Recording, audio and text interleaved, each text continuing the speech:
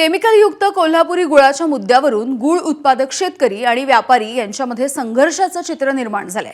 केमिकलयुक्त गुळाची जबाबदारी घ्यायची तरी कुणी असा प्रश्न निर्माण झालाय आणि या सगळ्याचा परिणाम कोल्हापूरमधल्या गुळ सौद्यांवरती होतोय।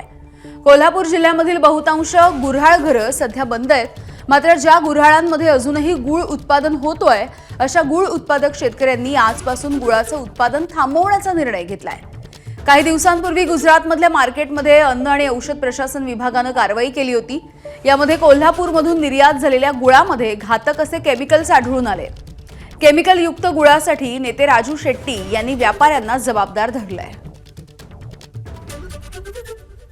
काळामध्ये कोल्हापूर गोळच्या नावाखाली कर्नाटकातला गुळ विकला जातो।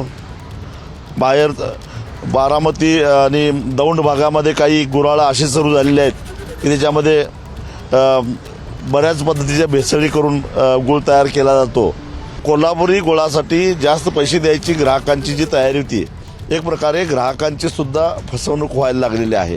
माझं स्पष्ट मत असं आहे की व्यापाऱ्यांनी सौदे व्हायच्या आधी गुळाची टेस्ट घ्यावी, सॅम्पल घ्यावेत आणि मग गुळ स्वीकारावा। एकदा गुळ आल्यानंतर मग शेतकऱ्यावर जबाबदारी टाकणं योग्य नाही आहे। नवी मुंबईच्या वाशी बाजार समितीमध्ये कोकणामधील हापूस आंब्याची आवक झाली आहे। 40 ते 45 हजार पेट्या वाशी मार्केटमध्ये, 4 डझन हापूसची पेटी 2 ते 4 हजार रुपयांना। आखाती देशामधल्या युद्धाचा कांदा उत्पादक शेतकऱ्यांना मात्र फटका। कांदा निर्यात न झाल्यामुळे बाजारामध्ये आवक वाढली आहे। परिणामी कांद्याला 10 ते 12 रुपये किलोचा भाव मिळतोय। शेतकरी आर्थिक संकटात।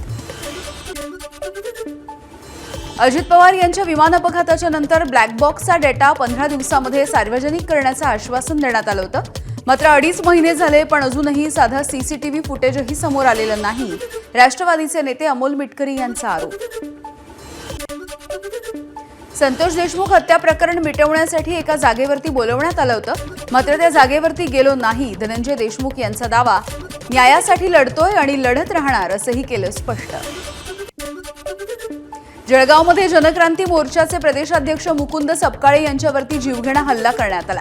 भर दिवसा बाईकवरून आलेल्यांनी कार अडवून जोरदार दगडफेक केली। बॅनर छपाईच्या वादामधून हल्ला झाल्याची माहिती आहे। हल्ला करणाऱ्यांचा शोध सुरू आहे।